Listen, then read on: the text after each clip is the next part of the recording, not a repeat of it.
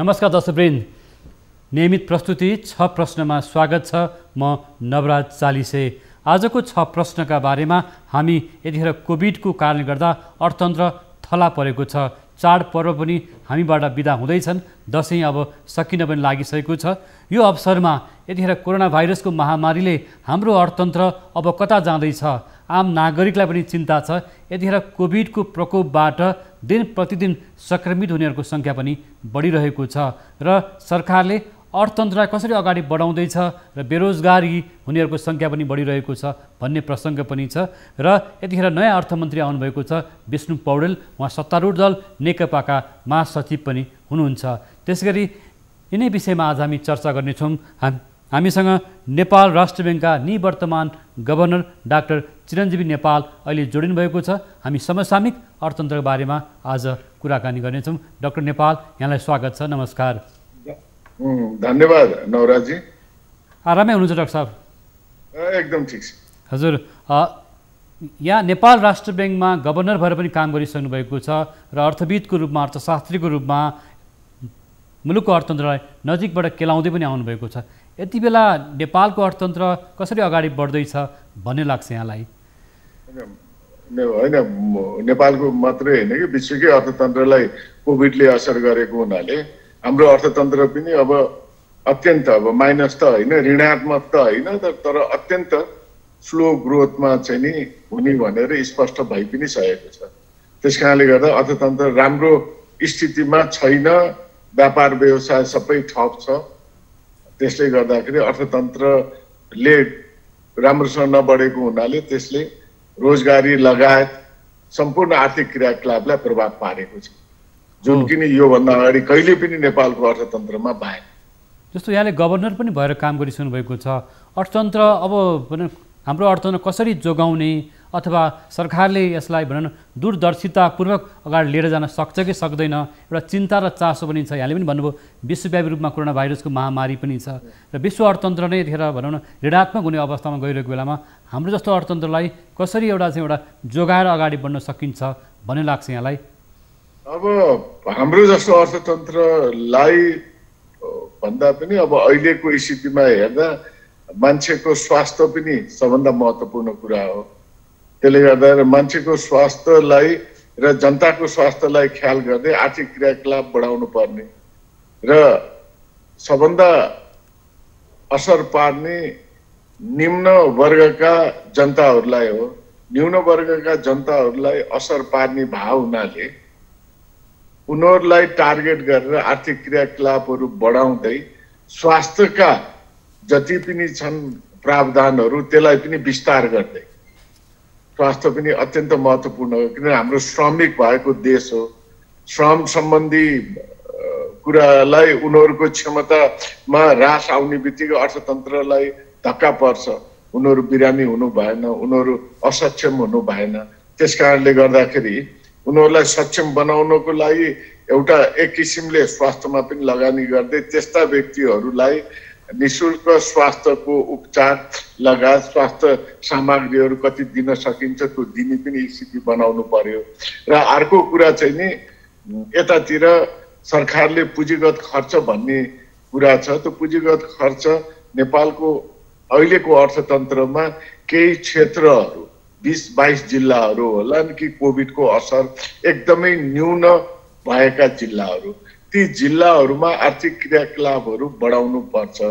अरू कोभिड एकदमै बढेको जिल्लाहरूमा भन्दा पनि न्यून र के अरे कोभिडको असर नपरेका जिल्लाहरू त छन् नि, त्यसलाई टार्गेट गरेर आर्थिक क्रियाकलापहरू बढायो भने त्यस्ता चाहिँ अत्यन्त न्यून स्तरको जनसमुदायलाई एड्रेस गर्दै आर्थिक क्रियाकलाप चाहिँ अगाडि बढाउन सक्ने र तिनीहरूलाई नै एड्रेस गरेर तिनीहरूलाई नै सम्बोधन गर्दै स्वास्थ्यका मापदण्डहरू अगाडि लिएर आएर उनीहरूको लागि नै स्वास्थ्य खर्च, यो पैसा त छ हामीसँग, पैसा भएको पनि हामीले खर्च गर्न सकेका छैनौँ। त्यसले गर्दा तिनीहरू त्यसलाई खर्च गरेर अगाडि बढ्न सक्यो भने केही हदसम्म अर्थतन्त्र राम्रो गर्न नसके पनि अत्यन्त बिग्रन चाहिँ नि नसक्ने स्थिति हुन्छ। हजुर, यहाँले केही साङ्केतिक रूपमा पनि भनिसक्नु भएको छ नागरिकको स्वास्थ्य जटिल अवस्थामा पुगेको छ र एउटा भनौँ न बिहानै बेलुका कमाइ खाने वर्ग अथवा काम गरी खाने वर्ग निकै अप्ठ्यारोमा परेको अवस्था छ। दैनिक उपभोग्य वस्तुहरू महँगी छ होइन। निम्न वर्गका जनता अथवा गरिब जनतालाई अप्ठ्यारो परेको छ। सरकारले त्यसतर्फ सम्बोधन गर्न सकेन भन्ने एउटा कुरा आइरहेको छ आम नागरिकमा। र अहिले स्वास्थ्य खर्च पनि गर्न सक्ने अवस्था छ। नवराजी अब यो पनि भन्नुपर्छ, हाम्रो जस्तो देश कि जहाँ चाहिँ श्रमिक धेरै छ, जसले गर्दा अहिले भर्खरै आइएलओको एउटा तथ्याङ्क पनि निस्क्यो। 40 करोड पोभर्टीमा जुन छन् उनीहरू अझै तल खस्किने स्थिति भनेर आएको छ। त्यस कारणले गर्दाखेरि अझै तल झर्ने, जति छन् त्योभन्दा पनि अझै तल झर्ने उनको जीवन स्तर भनिसकेपछि अब असर त हाम्रो जस्तो देशलाई पर्छ। अत्यन्त विकसित देश र भनौँ विकासशील देशमा जति असर पर्छ त्योभन्दा बढी असर हामीलाई पर्छ। विकसित देशले त पैसा बाँडिरहेछ, पैसा दिन सक्ने छ उनीहरू क्षमता, हामीसँग त्यो छैन। कमसेकम हामीले त्यस्ता व्यक्तिहरू, हामी त रेमिटेन्स इकोनोमी पनि हो नि, अर्काका देशमा गएर पैसा कमाएर यहाँ पठाउने। त्यसले गर्दा त्यो जनशक्ति भएको देश भएको हुनाले यिनीहरू निरोगी र स्वस्थ पनि हुनु पर्यो। त्यसले गर्दाखेरि यो जनसमुदाय स्वस्थ भोलि पनि फेरि भोलि बाहिर विदेशमा काम गर्न जाने स्थिति केही समय त जानुपर्छ। जति आफ्नै देशमा भन्यो भने त्यो स्थिति आउनु पर्यो, आफ्नो देशमा रोजगारी सिर्जना हुने स्थिति हुनु पर्यो। त्यसले गर्दा त्यो व्यक्तिहरू नेपालभित्रै बस्छन्। तर अहिलेको स्थितिमा विदेशमा जाँदा पनि को लागि पनि त्यो जनशक्तिलाई त स्वस्थ सक्षम त हामीले बनाउनु पर्यो नि, जसले रेमिटेन्स ल्याउने नै जनशक्ति हो त्यो। त्यस कारणले गर्दाखेरि त्यसको पनि छ लङ टर्ममा इफेक्ट। त्यो जनशक्ति बाहिर गएर बाहिर जान पनि नसक्ने र यहाँ पनि काम गर्न नसक्ने स्थिति भयो भने के हुन्छ। त्यस कारणले गर्दाखेरि स्वास्थ्यमा चाहिँ नि सरकारको लगानी अहिलेको स्थितिमा अत्यन्त आवश्यक छ। स्वास्थ्य त्यसले गर्दाखेरि माथिल्लो लेभलमा भन्दा पनि धनीले त सक्छन् होला, मध्यम वर्गले पनि आफूलाई अलिअलि सक्छ होला, तर निम्न वर्ग जुन छ नेपाली ठुलो जनसङ्ख्या छ त्यसमा, जुन चाहिँ इन्फर्मल सेक्टरमा काम गर्छन्, जसले गर्दाखेरि उनीहरूलाई ठुलो असर परेको छ अहिलेको स्थितिमा। त्यस कारणले गर्दाखेरि यस्तो जनसमुदायलाई एड्रेस गरेर चाहिँ सरकारले प्याकेजै लिएर आउनु पर्यो। न्यून वर्ग, जसले गर्दा हामीसँग डाटा त छैन, तर डाटा नभए पनि हामीले आकलन त गर्न सक्छौँ नि। यो वर्ग हामीसँग, यस्तो वर्ग यो क्षेत्रमा अत्यन्त धेरै छ, यो ठाउँमा धेरै छ, यो जिल्ला र यो क्षेत्रमा धेरै छ भने त्यहाँ बढी लगानी गरेर स्वास्थ्यको क्षेत्रलाई त्यहाँ मजबुत बनाउन सकियो भने आर्थिक क्रियाकलाप गर्नलाई चाहिँ सहिलो हुन्छ। हजुर, यहाँले जुन महत्त्वपूर्ण विषय पनि उठाइसक्नु भएको छ, यो नागरिकको स्वास्थ्य कमजोर भएको छ। सरकारले यतिखेर सरकारको आलोचना पनि भइरहेको छ कि सरकारले अब कोभिडको उपचार गर्न नसक्ने अवस्था भयो भन्ने अभिव्यक्ति दिइसकेपछि यतिखेर जनस्वास्थ्य कर्मीहरूले, नागरिक समाजले, अर्थशास्त्रीहरूले पनि निकै ठुलो गुनासो गरेको अवस्था छ। ढुकुटीमा भएको खर्च स्वास्थ्यमा लगानी गर्नुहोस्, विकास खर्च हुन सकिरहेको छैन, पुँजीगत खर्च हुन सकिरहेको छैन। यहाँले भन्नुभयो जस्तो एउटा कमजोर वर्ग झन् बढी मारमा पर्ने अवस्था छ। विश्वभरि नै त्यो खालको तथ्याङ्क आइरहेको छ भने हाम्रो सरकारले एउटा गरिब जनतालाई खोइ त प्याकेज ल्याएको, खोइ आर्थिक विकासको कार्यक्रमहरू ल्याएको, योजना ल्याएको त। यो पनि एउटा तपाईँको क्वेसन चाहिँ नि ठिकै हो, यो लिएर आउनु पर्ने, किन विशेष क्षेत्रहरूलाई एड्रेस गरेर यो ल्याउनु पर्ने हुन्छ। अब अहिले तपाईँलाई भनौँ भूकम्पको बेलाको उदाहरणै दिन्छु म आफै त्यति बेला नेपाल राष्ट्र ब्याङ्कमा गभर्नर थिएँ, जसले गर्दा भूकम्प पछिको अर्थतन्त्र मजाले गाह्रो भयो, धेरै गाह्रो भयो। तर यो चाडपर्वको बेलामा ठ्याक्कै दसैँ आउनुभन्दा अगाडिदेखि बुस्ट भएर अगाडि बढ्यो। तपाईँलाई अचम्म लाग्दो होला, किन फेरि यो चाडपर्वको सिजन हो अहिलेको। यति बेला पनि हाम्रो अर्थतन्त्र अगाडि बढेको छैन, जसले गर्दाखेरि आर्थिक क्रियाकलाप एकदमै न्यून छ भने यसैबाट थाहा हुन्छ। यो चाडपर्व भनेको यस्तो हो कि अमेरिकामा $1 ट्रिलियन चाहिँ यो क्रिसमसमा खर्च, पोहोर साल खर्च भएको 1 ट्रिलियन। युरोपमा 22% उपभोक्ताहरूले अत्यधिक बढी, डबल भन्दा तेवर चाहिँ खर्च गर्छन्। हामी कहाँ यही दसैँ तिहारमा खर्च गरोस् भन्दै सरकारले बोनस पनि दिएको हुन्छ, एक्स्ट्रा पैसा, एक्स्ट्रा तलब पैसा कि तिमीले गएर बजारमा खर्च गर, यो तिमीले खर्च गर्नको लागि पैसा हो भनेर। हरेकको तलब, चाहे प्राइभेट सेक्टर हो या सरकारको होस्, सबले अलिकति बढी पैसा त्यति बराबर तलब भनेपछि त्यो दिएको हुन्छ, उनीहरू खल्तीमा हुन्छ कि त्यो पैसा गएर बजारमा खर्च गर भनेर दिएको पैसा त्यो खर्च गर्न पनि पाइरहेको छ। त्यसले गर्दाखेरि अर्थतन्त्र के भयो भनेर भन्दाखेरि अत्यन्त अप्ठ्यारो स्थिति, बडो गाह्रो स्थितिमा चाहिँ नि अहिले अब यो बेलामा जब हाम्रो भूकम्प थियो, भूकम्पको बेला पनि यति बेला अर्थतन्त्र बिस्तारै माथि बढ्न सुरु भइसकेको थियो। दसैँ तिहारको बेलामा चाडपर्वमा व्यवसायहरू पनि अगाडि बढ्न सक्छ। चाडपर्वमा फेरि नेपालको सन्दर्भमा भन्ने हो भने यति बेला 1/3 आर्थिक क्रियाकलाप बढी हुने बेला, 3-4 महिना 1/3 आर्थिक क्रियाकलाप वर्षभरिमा हुने आर्थिक क्रियाकलापमा 1/3 बढी हुने आर्थिक क्रियाकलाप त्यो पनि अहिले हुन सकिरहेको छ। भनिसकेपछि आर्थिक क्रियाकलापमा यसले ठुलो असर गरेको स्थिति छ। त्यस कारणले गर्दाखेरि हामीले पार्टी बेसिसमा, मैले भने अहिले पनि भनिसकेँ, मैले बारम्बार भन्छु केही जिल्ला क्षेत्रहरू छन्, सबै क्षेत्रलाई हामीले समेट्न सक्दैन, क्षमता पनि छैन भन्ने केही क्षेत्रहरू छन् जुन स्पष्ट रूपमा थाहा भइसकेको छ। कोभिडको अत्यन्त न्यून असर भएका क्षेत्रहरू, कोभिडको असर नपरेका क्षेत्रहरू, जिल्लाहरू त्यो देखिसकेको छ।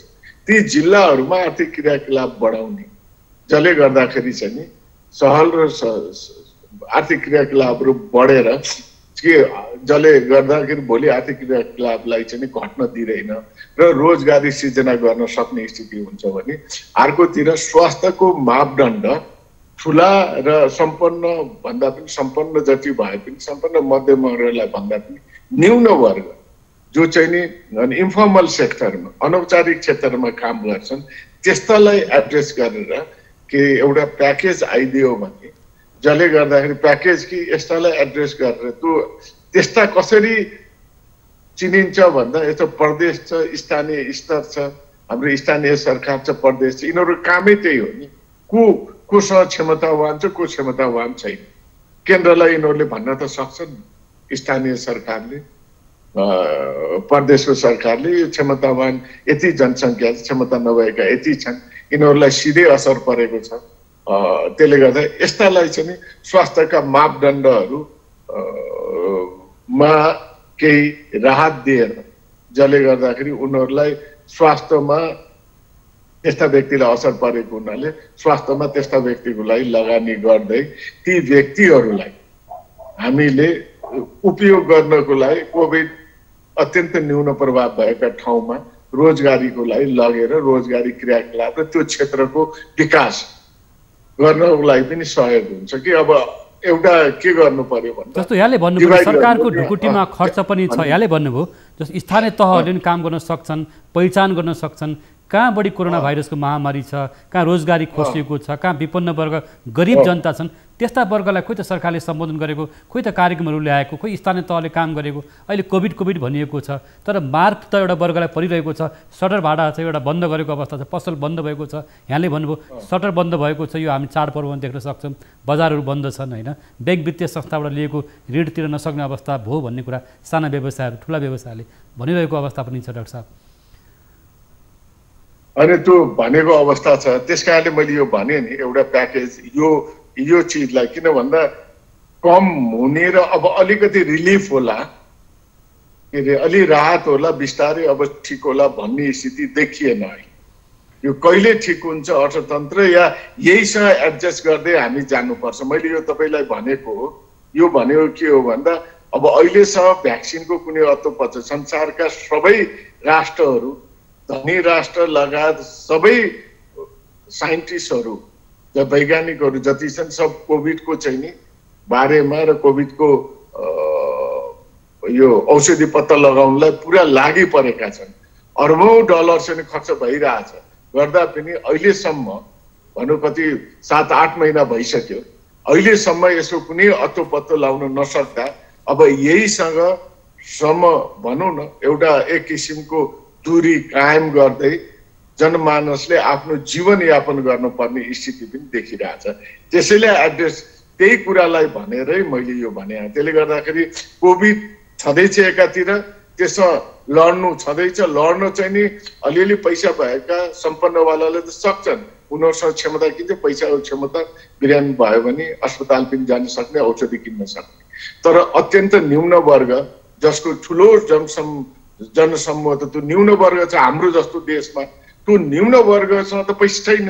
नभएको उनीहरूलाई राहत स्वरूप सरकारले नै मेडिकल फेसिलिटी दिँदै उनीहरूलाई आर्थिक क्रियाकलापमा सहभागी गराउन चाहिँ अगाडि बढ्नुपर्छ। सरकार त पछिल्लो दिनमा पन्छेको अवस्था छ, जस्तो सरकार चाहिँ पछिल्लो दिनमा पन्छेको अवस्था छ नि। अब स्वास्थ्यको महामारी आइसकेपछि, कोभिडको महामारी आइसकेपछि अब खर्च कसरी गर्ने भन्ने जस्तो सरकारको आशा देखिन्छ। यतिखेर बिरामी भएकोहरूको अवस्था झन् बढी, घरमा होम आइसोलेसनमा बस्नेहरूको अवस्था झन् पीडादायी छ। यहाँले एउटा कुरा महत्त्वपूर्ण कुरा भनिराख्नु भएको छ, कमजोर वर्ग जो औषधि पनि किन्न नसक्ने अवस्थामा छ, मेडिकल खर्च गर्न नसक्ने अवस्थामा छ, त्यस्तो वर्गको त खोइ पहिचान भएको होइन। त्यो पहिचान गर्नु भने स्थानीय निकायको अर्थै त्यही हो नि, विकासलाई समान रूपमा अगाडि बढाउनको लागि नै हो सङ्घीयता। केन्द्रमा केन्द्रित भयो भनेर केन्द्रीकरण इकोनोमीलाई हामीले हटाएर सङ्घीय अर्थतन्त्रलाई बढी ध्यान दिएको कारण समान रूपमा चाहिँ नि सबै क्षेत्रको विकास होस् भन्न न हो। अब त्यो स्थितिलाई एड्रेस गर्न त स्थानीय तहले त्यसलाई हेर्नु पर्यो, सङ्घीय तहले त्यसलाई हेर्नु पर्यो र प्रदेशले त्यसलाई हेर्नु पर्यो। त्यसले गर्दाखेरि त्यो रूपमा अगाडि काम हुन सकेको चाहिँ नि मैले देखेको छैन। जस्तो हुन नसक्दाखेरि चाहिँ नि तपाईँ हामीलाई जुन समस्या परेको छ अहिले त्यही हो। त्यो सामान्य तपाईँ हामीले हेर्दाखेरि सहज रूपमा गर्न सकिन्छ, किन त्यो त्यत्रो हजारौँ व्यक्तिहरू विभिन्न तहमा एउटा स्थानीय सरकार, प्रदेश सरकार र सङ्घ सरकारको रूपमा आफूलाई प्रस्तुत गरेका छन्, देखिएका छन्। उनीहरूको काम के हो त यति बेला? यतिजना कोभिडमा बढ्यो भन्ने र जनसङ्ख्या मात्रै बताउने हो त होइन नि। त कि उनीहरूलाई सहज रूपमा जीवनयापन गर्न चाहिँ नि एक किसिमले उपायहरू बताउने पनि हो, दिने हो, सहयोग गर्ने हो। त्यो स्थितिमा चाहिँ नि प्रष्ट रूपमा आउनुपर्छ। त्यसको लागि हो, किन अहिले केन्द्रीकृत अर्थतन्त्र छैन संविधान र अहिलेको स्थिति अनुसार। त्यस कारणले गर्दाखेरि त्यो तर छैन संविधान अनुसार र हाम्रो तर क्रियाकलापमा के देखिन्छ नि केन्द्रीकृत माथि। यो जसले गर्दाखेरि अब ती क्षेत्रहरू एड्रेस हुन सकेका छैन, स्वास्थ्यमा राम्रोसँग खर्च हुन सकेको छैन, अत्यन्त न्यून वर्गहरूले अत्यन्त पीडादायी जीवनयापन गरिरहेछन्। इन्फर्मल सेक्टरहरू उनीहरूमा कार्यरत व्यक्ति भनौँ या श्रमिकहरूलाई उनीहरूलाई ठुलो असर परेको छ, जसले गर्दाखेरि अब हजारौँ मान्छे जुन रूपमा नेपालभित्र आए त्यही लाइन लाएर फेरि हजारौँ मान्छे विदेश पनि गइरहेछन्। भनेको मतलब यसले के गरेको छ भनेर भन्दा हामीले अहिले पनि अर्थतन्त्रमा गफ चाहिँ नि हामीले गरेका छौँ, कुरा चाहिँ नि हामीले गरेका छौँ, लेखेका छौँ, तर जुन रूपमा क्रियाकलाप र कार्यक्रमहरू अगाडि बढाउनु पर्ने हाम्रो त्यो रूपमा कार्यक्रम र क्रियाकलापहरू अगाडि बढेको पटक्कै छैन। अब अलिकति अर्थ राजनीतिमा जाउँ। यहाँले जुन कुरा अर्थ राजनीतिकै प्रसङ्ग उठाउनु भयो, अहिले निवर्तमान अर्थमन्त्री डाक्टर युवराज खतिवडाले अर्थ मन्त्रालय छोड्नु भएको छ, बाहिरिनु भएको छ। नयाँ अर्थमन्त्रीको रूपमा अथवा दोस्रो कार्यकालका रूपमा चाहिँ अर्थमन्त्री विष्णु पौडेल आउनुभएको छ। यो जुन अवस्था यतिखेर आइरहेको छ, यो अवस्थालाई कसरी अब नयाँ अर्थमन्त्रीले अर्थतन्त्र चलायमान बनाउन सक्नुहुन्छ या सक्नुपर्छ भन्ने यहाँको सुझाव अथवा केही त्यस्तो यहाँहरूसँग भएको कुरा एउटा चाहिँ सुझाव जिज्ञासाहरू छ भने राख्नुहोला। सुझाव भन्दा पनि उहाँ एकचोटि अर्थमन्त्री भएर चलाइसकेका व्यक्ति हो, त्यसले गर्दाखेरि उहाँलाई कुराहरू थाहा होला। अब राजस्वको जुन रूपमा छ हामीले आयातमुखी राजस्व हो। अब यही महिनामा गत अस्ति भर्खर मैले तथ्याङ्क हेरेको थिएँ, 22%ले आयात घटेको छ भनेको मतलब राजस्व पनि हाम्रो आयातमुखी राजस्व पनि घट्छ। राजस्व घट्नुको मतलब अर्थतन्त्रमा चाहिँ नि हामीलाई खर्च गर्नको लागि चाहिँ नि पैसा चाहिँ नि कम हुनु उड्दैन। त्यस कारणले गर्दाखेरि चाहिँ अब सबभन्दा ठुलो राजस्व पनि घट्ने, आर्थिक क्रियाकलापहरू बढाउनलाई मनज्ञ पैसा पनि नहुने स्थिति छ। तर हामीले ऋण चाहिँ नि भुसुकै ल्याएको छौँ वर्ल्ड ब्याङ्क र IMF-बाट। अब त्यो ऋणलाई चाहिँ नि सही ठाउँमा सही तरिकाले छिटोभन्दा छिटो उपयोग गरेर रोजगारी पनि सिर्जना गर्ने र यो मौका चाहिँ त्यो ऋणलाई राखिरह्यो भने त्यो भार बढ्दै जान्छ। ऋणको सही अहिलेको टाइममा त्यसलाई लियौँ तर त्यसको उपयोग चाहिँ गर्नुपर्ने स्थिति देखिन्छ। र अर्को कि निजी क्षेत्रलाई आर्थिक क्रियाकलाप बढाउन अहिलेको स्थितिमा राहत खोजेको छ। राहत यो के हो भन्दा यसलाई आर्थिक क्रिया यो हामीले जुन राहत दिन्छौँ त्यो राहतले आर्थिक क्रियाकलाप बढाएर त्यसको मल्टिप्लायर इफेक्ट हुन्छ अर्थतन्त्रमा। त्यसले गर्दा निजी क्षेत्रमा दिनुपर्ने निजी क्षेत्रले त्यसको उपयोग गरेर आर्थिक क्रियाकलाप बढाउनुमा चाहिँ नि सहयोग पुग्छ। त्यसले गर्दा बैंक मैले केन्द्रीय बैंकले जुन रूपमा मोनेटरी पोलिसीमा लिएर आएको थियो नीतिगत कुराहरू त्योमा कुन अनुमानमा ल्याएको थियो भनेर भन्दा आर्थिक क्रियाकलाप अब बढ्दै जान्छ, आर्थिक राम्रो हुन्छ, कोभिड सहज हुन्छ भन्ने स्थितिमा थियो। तर त्यो भएन, झन् अप्ठ्यारो स्थितिमा गइरहेछौँ भनिसकेपछि फेरि एउटा चाहिँ नि नयाँ किसिमको प्याकेज जुन रिलिफ प्याकेज चाहिँ नि विशेष गरी अत्यन्त न्यून वर्ग जो आर्थिक क्रियाकलापमा संलग्न छन् उनीहरूको लागि लिएर आउनुपर्छ भने अनि अर्को चाहिँ नि जो भनौँ कि अहिलेको स्थितिमा अनौपचारिक क्षेत्रमा काम गर्ने श्रमिकहरू छन् उनीहरूलाई पनि एड्रेस गरेर एउटा रिलिफ प्याकेज चाहिँ नि अहिलेको स्थितिमा लिएर आउनुपर्ने देखिन्छ। हामीले विश्वास गरौँ कि कोभिडको छिटोभन्दा छिटो अब यसको औषधि पत्ता लगाउन सकोस्, जसले गर्दाखेरि हामीलाई पछि सङ्कट अझै नगहिरियोस्, किनभने यो सङ्कट गहिरिँदै गएको छ। जसले गर्दाखेरि हामीले ल्याएका र दिएका जति पनि सरकारबाट भएका नीतिगत कुराहरू त्यो फरक हुने स्थिति हरेकचोटि देखिएको छ। त्यसले काम नगर्ने स्थिति किन झन् गहिरिएर गइरहेछ कोभिडको। कोभिड गहिरिँदै जानुको मतलब गर्दै जानुपर्छ। हो, यहाँले भन्नुभयो राष्ट्र ब्याङ्कले जुन अवस्थामा कार्यक्रम ल्याएको थियो त्यो पर्याप्त रहेन। अब कोभिडको महामारी बढिरहेको अवस्था छ। निम्न वर्ग जस्तो यातायात मजदुर हुनसक्छ, होटल अथवा रेस्टुरेन्टमा काम गर्ने वर्गहरू अथवा होटल व्यवसायहरू झन् बढी बन्द भएको अवस्था छ र अलिकति ब्याङ्क वित्तीय संस्थाको पनि अलिकति चाहिँ गाँठो फुकाउनु पर्ने अवस्था पनि छ। यतिखेर यहाँले हेर्नुभएको छ राष्ट्र ब्याङ्कले नयाँ कार्यक्रम ल्याउनु पर्ने अवस्था छ, एउटा रिलिफको प्याकेज भन्नुभयो। र अहिले होटल रेस्टुरेन्ट अथवा साना ठुला व्यवसायहरू बन्द भएको अवस्था, सटर बन्द भएको अवस्था, घरबाट बुझाउन नसकेको अवस्था पनि छ। यतिखेर हामी देखिहाल्यौँ चाडपर्व पनि बस चाहिँ यातायात पर्याप्त रूपमा चल्न सकेनन् भन्ने कुरा आएको छ। यो अवस्थालाई ब्याङ्क वित्तीय संस्थाहरूले अब अर्थतन्त्रलाई चलायमान बनाउनुको लागि के गर्नु पर्ला भन्ने यहाँलाई लाग्छ? होइन, चलायमान मैले भन्यो केन्द्रीय ब्याङ्कले हेर्छ। यो केन्द्रीय ब्याङ्कले एउटा रिलिफ प्याकेजको रूपमा यो मोनेटरी पोलिसीमा ल्याएको थियो, त्यसलाई अझै सहज रूपमा गरेर त्यो रिलिफ प्याकेजलाई अझै परिमार्जित गर्नुपर्ने स्थिति देखिन्छ। जसले गर्दाखेरि किन यो कोभिडको त हाम्रो अनुमान थियो, त्यो अनुमान अनुसार कोभिडलाई त्यसको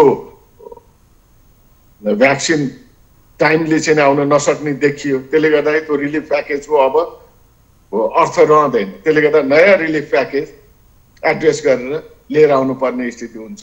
जस्तो यहाँले दुईवटा पक्ष उठाउनु भयो। एउटा पक्ष भनेको सरकारले एड्रेस गरेर प्राइभेट सेक्टरमा यो एसएमइजहरूको लागि विशेष खालले, जसले गर्दाखेरि अब सेवा क्षेत्रमा रहेका भनेपछि होटल एयरलाइन्स लगायतका क्षेत्रहरूलाई त्यसरी लिएर आउनुपर्छ भनिसकेपछि अब सरकारको तर्फबाट चाहिँ नि अनौपचारिक क्षेत्रमा केन्द्रीय ब्याङ्कले केही गर्नु सक्दैन। त्यसले गर्दा सरकारले नै इन्फर्मल सेक्टर अनौपचारिक क्षेत्रमा श्रमिकहरूलाई एड्रेस गरेर चाहिँ नि केही रिलिफ प्याकेजहरू लिएर आउनुपर्ने मैले देखेको छु।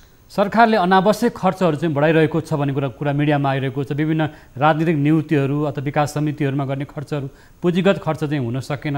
अथवा भनौँ न स्वास्थ्य क्षेत्रमा यहाँले पनि भन्नुभयो निम्न वर्गलाई अथवा गरिब जनतालाई अहिले हस्पिटलमा बेड पाइँदैन, आइसोलेसन सेन्टर छैन, यस्तो अवस्था स्थानीय तहले कुनै काम गर्न सकिरहेको अवस्था छैन, पहिचान गर्न सकेको छैन गरिब निम्न वर्गको भनेपछि अवस्था त झन् बढी जटिल बन्दै रहेछ नि त।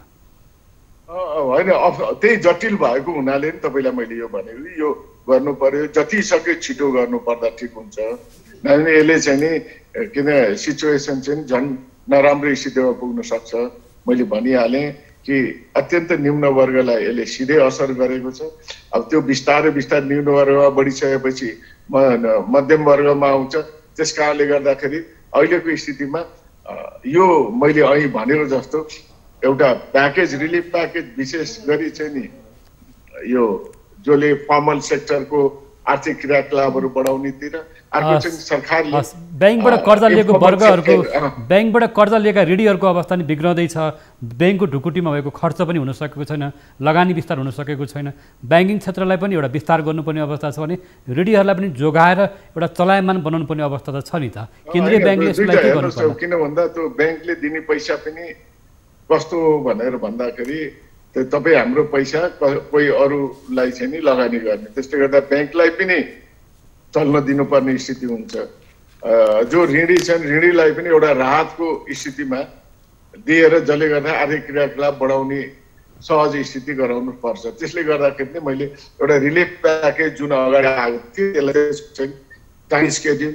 समय भयो समय तालिका लगायतको कुराहरूलाई चाहिँ ध्यानमा राखेर किनभने यो समय तालिका अहिले अब अनिश्चित हुन थाल्यो त्यसले गर्दा बिस्तारै त्यसलाई बढाउँदै एउटा राहत रूपमा चाहिँ ब्याङ्किङ सेक्टरले गर्नु पर्यो भने अब अरू देशहरूमा अब सिधै टार्गेट व्यक्तिलाई नै बोलाएर व्यक्तिको खातामै पैसा हाल्ने चलन छ अत्यन्त निम्न वर्गका व्यक्तिहरूको ब्याङ्क खाता अब हाम्रो जस्तो देशमा त ब्याङ्क खाता निम्न वर्गको छैन किन मै आफै गएर राष्ट्र ब्याङ्कमा म जाँदाखेरि 35% जति जनताहरू ब्याङ्क वित्तीय संस्था इन्भल्भ थिए म छोड्दाखेरि 61%ले चाहिँ नि ब्याङ्कमा खाता भएका पपुलेसन देखियो अझै पनि त्यत्रो पपुलेसन बाँकी छ करिब 39% पपुलेसन ती व्यक्तिहरूलाई त ब्याङ्क खाता खोलेर राख भन्न स्थिति र लैजा भन्ने स्थिति छैन अब भोलि गएर यो दैनिक आफ्नो एउटा अनुमान गरेर कि खाद्यान्न कि पैसा केही न केही त उनीहरूलाई दिनुपर्ने स्थिति पनि आउन सक्छ बाँड्नु पर्ने पैसा सरकारमा भएको पैसा सरकारसँग अहिले पैसा छ भएको पैसा बाँड्नु पर्ने स्थिति पनि त्यो बाँडेको पैसा त उनीहरूले फेरि मार्केटमा ल्याएर खर्च गर्ने हो खर्च गरेपछि फेरि सरकारकै ढुकुटीमा पनि जान्छ नि त्यो राजस्वको रूपमा त्यस कारणले गर्दाखेरि हाम्रो जस्तो देशमा के अरू देशमा चाहिँ ल फलानुको खातामा यति पैसा भनेर स्थिति गर्न नसक्ने स्थिति भए हुनाले इन्फर्मल सेक्टर जो अत्यन्त न्यून वर्गका श्रमिकहरू छन् उनीहरूलाई दैनिक बाँच्नको लागि यति वर्ष आवश्यक छ भन्ने हामीले अनुमान गरेर उनीहरूलाई दैनिक रूपमा चाहिँ दिनुपर्ने स्थानीय सरकारदेखि लिएर प्रदेश सरकारले दिनुपर्ने स्थिति पनि अहिले आइसकेको जस्तो मैले महसुस गरेँ। हस् त डाक्टर साहब यहाँले श्रमिक वर्गको अवस्था झन् बढी बिग्रँदो छ चाहे विदेशमा रहेका श्रमिक मजदुर हुन् चाहे देशभित्र रहेका श्रमिक मजदुर हुन् अथवा निम्न वर्गका जनतालाई सरकारले सम्बोधन गर्ने गरी प्याकेज ल्याउन सकिरहेको छैन झन् बढी निम्न वर्गका व्यक्तिहरू मारमा पर्दैछन् भन्ने कुरा राख्नुभयो यसको स्थानीय तहले पनि काम गर्न सक्छ भनिसक्नु भएको छ समय र विचारको लागि यहाँलाई धेरै धेरै धन्यवाद डाक्टर साहब। धन्यवाद नवराजी मलाई समय दिनुभयो केही कुरा राख्ने त्यसको लागि धेरै धन्यवाद। हस् त यहाँले केही साङ्केतिक रूपमा केही महत्त्वपूर्ण कुराहरू उठाइसक्नु भएको छ विश्वव्यापी रूपमा बढेको कोरोना भाइरसको महामारीले नेपालका गरिब निम्न वर्गका मानिसहरूको जीवन झन् बढी दुःखदायी पीडादायी बन्दैछ सरकारले खोइ त त्यस्ता वर्गलाई सम्बोधन गरेको र केन्द्रीय ब्याङ्कले पनि कमजोर वर्गलाई सम्बोधन गर्ने गरी साना मझौला व्यवसायलाई सम्बोधन गर्ने गरी राहतको कार्यक्रम ल्याउनुपर्छ अर्थ मन्त्रालयले नि त्यो कार्यक्रम ल्याउन सक्नुपर्छ र स्थानीय निकायले काम गर्न सक्नुपर्छ ल्याउन सकेन भने अर्थतन्त्र र नागरिकको जीवन झन् बढी सङ्कटमा पर्न सक्छ भन्ने कुरा राख्नुभएको छ नेपाल राष्ट्र ब्याङ्कका निवर्तमान गभर्नर डाक्टर चिरञ्जीवी नेपालले। नियमित कार्यक्रम 6 प्रश्नको समय पुरा भएको छ 6 प्रश्नबाट हामी बिदा माग्छौँ। नमस्कार।